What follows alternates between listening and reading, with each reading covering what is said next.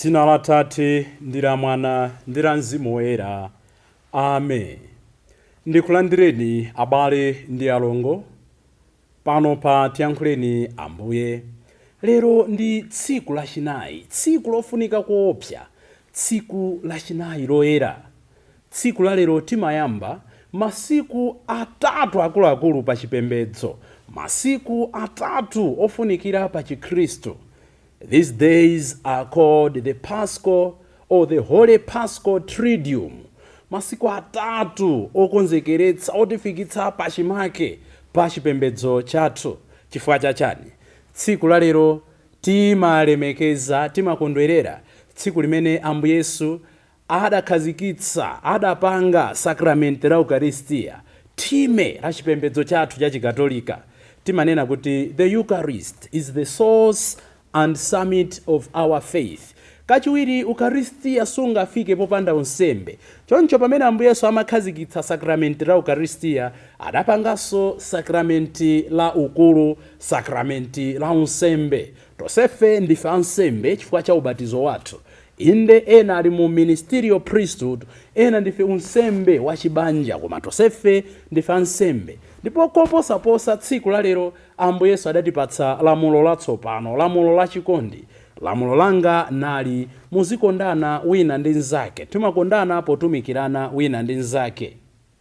Tsiku la lero tipempherere mautumiki akunsembe, tipempherere iwo amene ali pa njira ya kunsembe, tipempherere ansembe amene ali kale pakati pathu, kuti Mulungu awalimbitse mtima, awapatse mphamvu zotumikira modzikhuthula. Koposaposa tipempherere ngakhale mizimu ya nsembe amene adatisiya kale.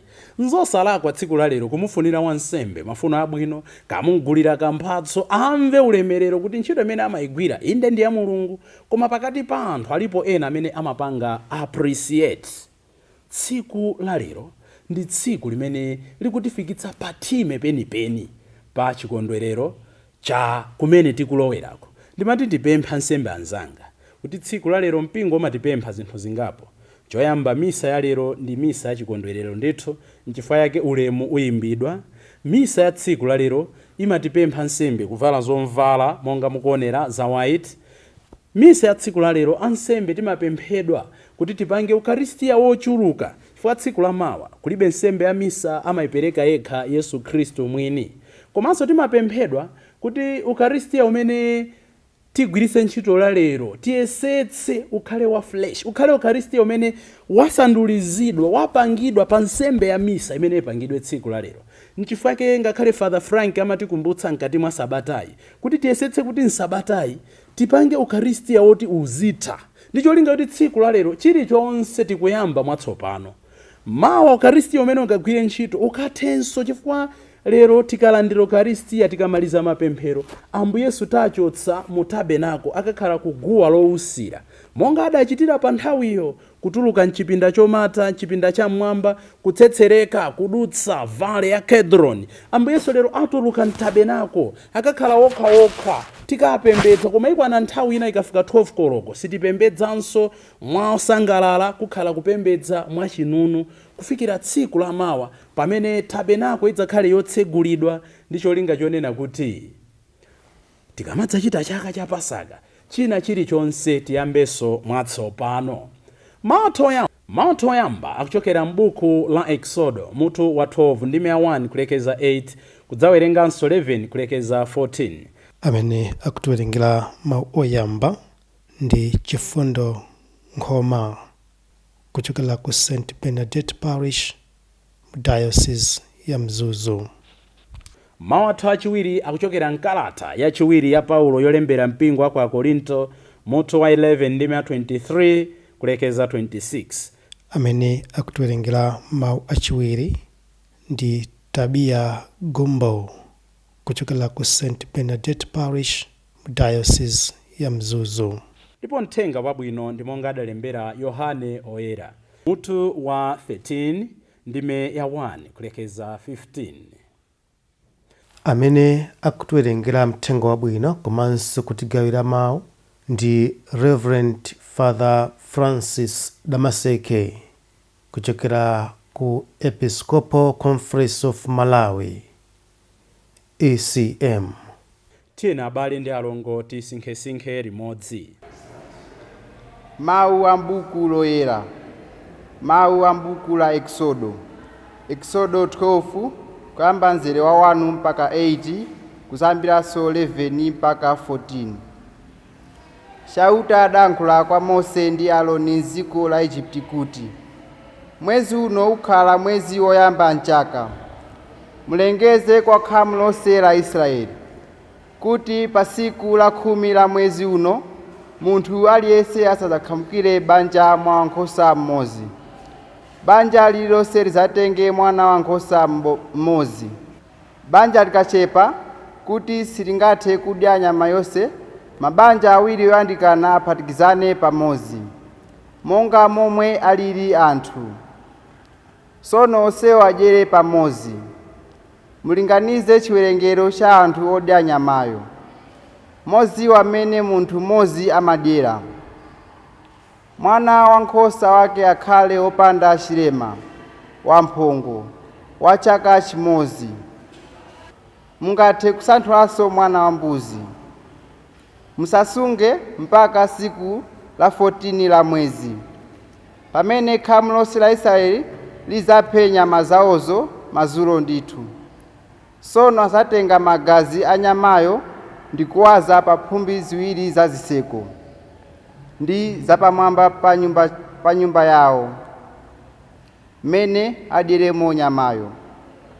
Nyamayo azayotche usiku omwewo, ndipo azayidye ndi buledi osafufumisa, ndiponso ndiwo zowawa zamasamba. Kudya kwake muzadya motere: muzavale zapaulendo, sapato zili kumapazi, ndodo zili kumanja. Muzadye mofulumira. Limeneli ndilo tsiku la Paska ya Shauta. Usiku umenewu ine ndizapita m'dziko la Igupti, ndipo dziko lonseli ndizapha ana onse oyamba kubadwa, ana a anthu ndi ana anyama yomwe. Ndizalanga milungu yonse ya Igupti. Ine ndine Shauta. Magaziwo azakhala chizindikiro pa nyumba zimene mumakhalamo. Ndikazangoona magaziwo ndizakupitirirani inuyo, ndipo mliri wosakaza sudzakugwerani pamene ndizakanthe dziko la Igupti. Tsiku limeneli muzilisunga, tsiku limeneli muzilikumbukira, ndipo muzichita chikondwerero kupembedza Shauta. Mibadwa yonse izakumbuka tsiku limeneli, ndipo likhale la umoyo lamuyaya, lakuti muzichitira chikondwerero pa tsiku limeneli. Mawu a Ambuye. Mawu achiwiri a mkalata ya Paulo woyera kwa Akorinto. Akorinto oyamba mutu 11 verse 23 mpaka 26. Inetu zimene ndidalandira kwa Ambuye ndi zimene nanenso ndidazipereka kwa inu, zakuti usiku umene adaperekedwa uja, Ambuye Yesu adatenga mkate, ndipo atathokoza Mulungu anati, ili ndi thupi langa limene likuperekedwa chifukwa cha inu. Muzichita zimenezi kuti muzindikumbukira. Momwemonso atatha kudya, Ambuye Yesu adatenga chikho nati, chikhochi ndi pangano latsopano lotsimikizika ndi magazi anga. Nthawi zonse mukamamwa chikho chimenechi muzindikumbukira, pakuti nthawi zonse mukamadya mkate umenewu ndi kumwa chikho chimenechi mumalalika imfa ya Ambuye mpaka azabwerenso. Mawu a Ambuye. Tithokoze Mulungu. Ambuye akhale nanu. Mawu mu Uthenga Wabwino monga adalembera Yohane oyera. Ulemu kwa inu Ambuye. Mutu wa 13 ndime ya 1 kulekeza 15. Chikondwerero cha Ayuda chija chotchedwa Pasaka chili pafupi, Yesu adadziwiratu kuti nthawi yake yakuti achoke pansi pano kupita kwa Atate yafika. Iye adakonda amene anali ake pansi pano, ndipo adawakonda kotheratu. Yesu ndi ophunzira ake anali kudya chakudya cha madzulo. Satana nkuti atayika kale maganizo mu mtima mwa Yudasi, mwana wa Simoni Iskarioti, akuti akapereke Yesu kwa adani ake. Yesu adadziwa kuti Atate adapereka zinthu zonse m'manja mwake. Adadziwanso kuti adachoka kwa Mulungu ndipo ali kubwerera kwa Mulungu. N'chifukwa chake pamene anali kudya, Yesu adayimirira, navula mwinjiro wake, natenga nsalu yopukutira nayimanga m'chiuno. Atatero adathira madzi m'beseni nayamba kusambitsa mapazi a ophunzira ake, nawapukuta ndi nsalu yopukutira ija imene adayimanga m'chiuno. Pamene adafika kwa Simoni Petro, iyeyo adati, Ambuye, kodi inuyo nkusambitsa ine mapazi? Yesu adamuyankha kuti, zimene ndili kuchitazi suli kuzidziwa tsopano, koma uzazidziwa m'tsogolo muno. Petro adati, simundisambitsa konse mapazi. Yesu adamuyankha kuti, ngati sindikusambitsa ulibe kanthu ndi ine ayi. Simoni Petro adati, Ambuye, ngati ndi choncho, musambitse osati mapazi okha, komanso manja anga ndi mutu omwe. Yesu adamuwuza kuti, munthu amene wansamba wayera yense, palibe chifukwa choti asambenso, koma kungosamba mapazi okha. Inu mwayera koma osati nonsenu. Yesu ankadziwa amene anali kudzamupereka kwa adani ake, n'chifukwa chake adati, si nonsenu muli oyera. Yesu atasambitsa mapazi a ophunzira ake, adamvalanso mwinjiro wake, nakakhalanso podyera paja. Pamenepo adawafunsa kuti, kodi muli kudziwa zimene ndakuchitiranizi? Inu mumanditchula kuti aphunzitsi ndiponso Ambuye. Apo mumalondola, pakuti ndine amene. Ndine Ambuye wanu ndiponso mphunzitsi wanu, komabe ndasambitsa mapazi anu. Tsono inunso muyenera kusambitsana mapazi. Ndakupatsani chitsanzo kuti inunso muzichita monga momwe ine ndakuchitirani. Mthenga wa Ambuye.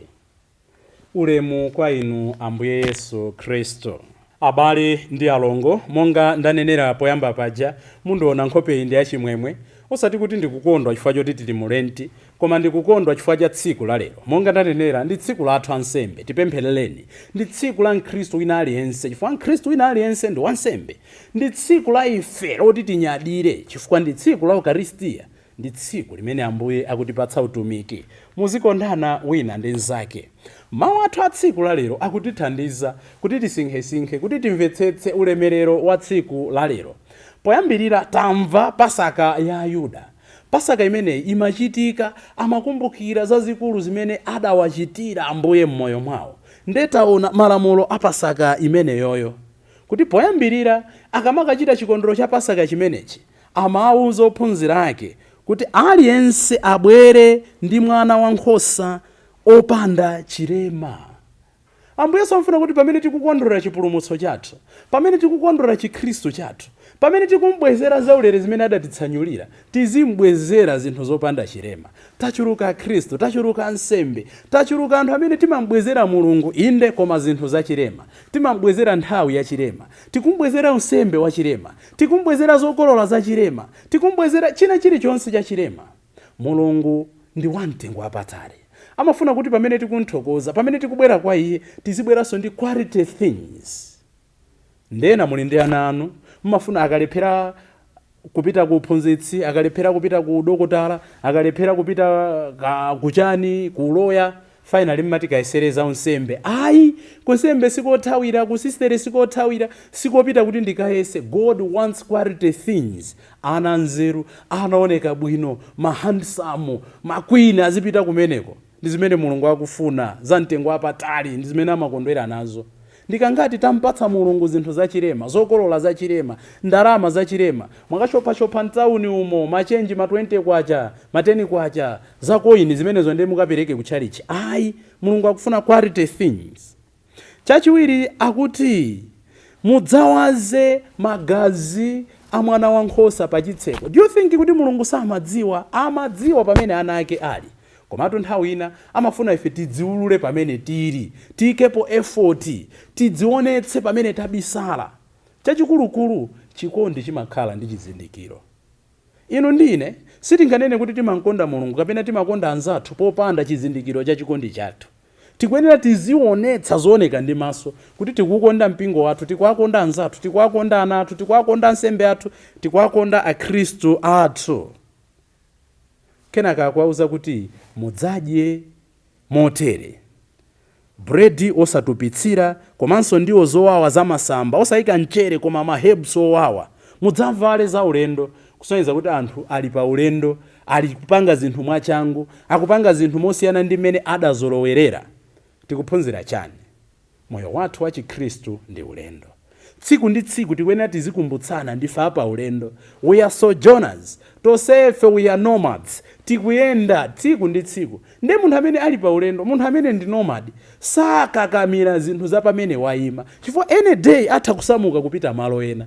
Koma taonani kudzikonda konseku, dyera lonseli, ndi chifukwa chonena kuti sitinazindikire kuti tili pa ulendo. Tikanazindikira kuti tili pa ulendo, sibwezi timanenera anzathu zoyipa, sibwezi tikuwafunira anzathu zoyipa, sibwezi tikukakamira kudzunjikira zinthu zambirimbiri, kuphangira zimene ena akanagwiritsa ntchito.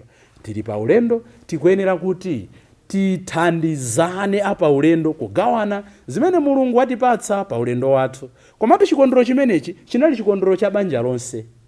Tikuyenera nchifukwa chake pamene tikondwera chikondwero cha tsiku la lero, tipemphererenso mabanja kuti azichitira zinthu limodzi, azidyera limodzi, azikondwera limodzi, azipemphera limodzi, ngakhale kulira azilira limodzi. Chikondwero cha Pasaka, Chikhristu ndi ulendo oyendera limodzi. Mawu athu amuthenga wabwino akutipatsanso zochitika zazikulu za tsiku la lero. Poyamba Ambuye Yesu akusambitsa mapazi ophunzira ake. Tisanalandire zazikulu madalitso a Mulungu, timenera tikhale titayeretsedwa. Nchifukwa chake pa nsembe ya misa iliyonse timasamba inde koma mwa njira ina.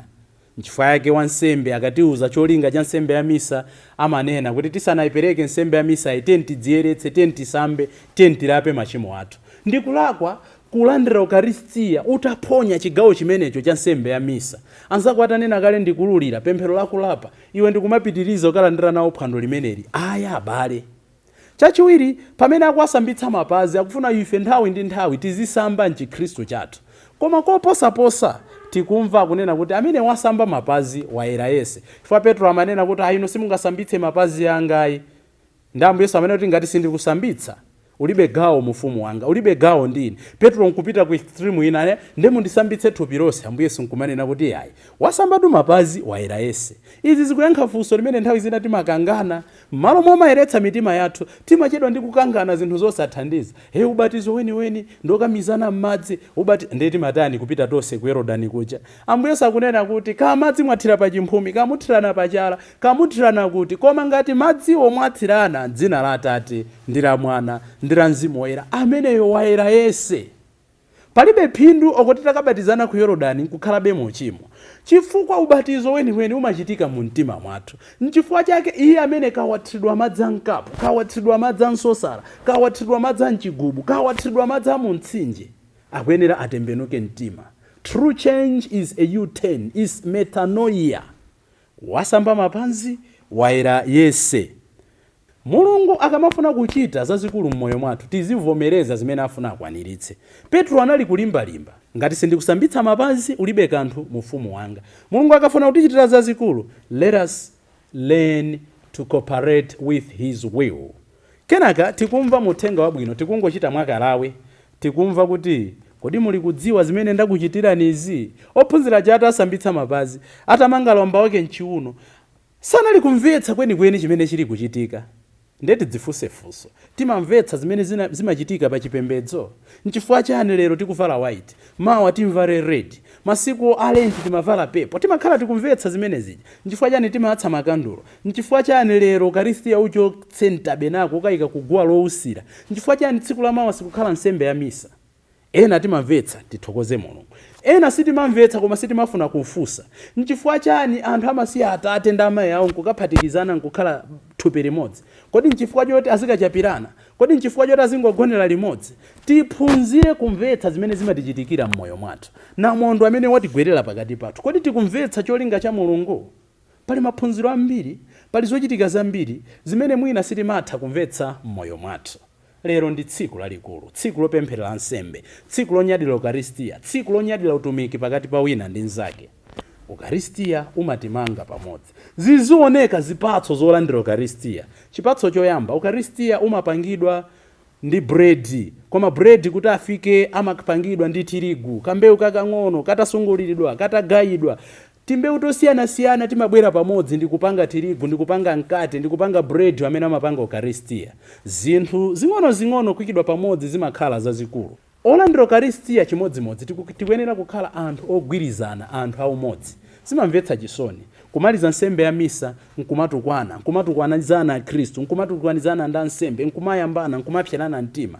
Eucharistia sungabereke zipatso, thupi la Ambuye silingabereke zipatso. Chachiwiri, Eucharistia Ambuye Yesu pamene akukhazikitsa akuonetsa utumiki. Olandira Eucharistia atatsukidwa mapazi akutumidwa kuti akachite chimodzimodzi. Ino ndine pamene tilandira Eucharistia tiphunzirane kutumikirana pa banja, kutumikirana mu mpingo, kutumikirana mdziko. Tamva mawu achiwiri Paulo Loyera akuachenjeza Akorinto.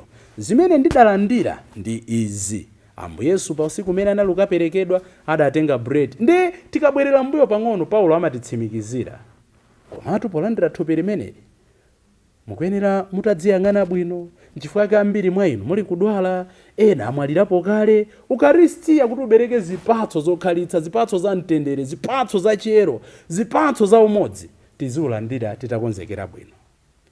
Ndife okonzeka bwanji kulinyadira tsiku la lero motumiki? Ndife okonzeka bwanji kumamvetsa zazikulu za Eucharistia? Ndife okonzeka bwanji kulimbikitsa utumiki wa kunsembe? Ndife okonzeka bwanji kuwathandiza ansembe kuti amvetse cholinga chawo? Mu mpingowo anthu olungama athandizana pochita zabwino. Kodi muli kumvetsa zimenezi? Kodi ndimamvetsa zimenezi? Chaka cha lero chitithandize kukonzekera bwino tsiku la mawa.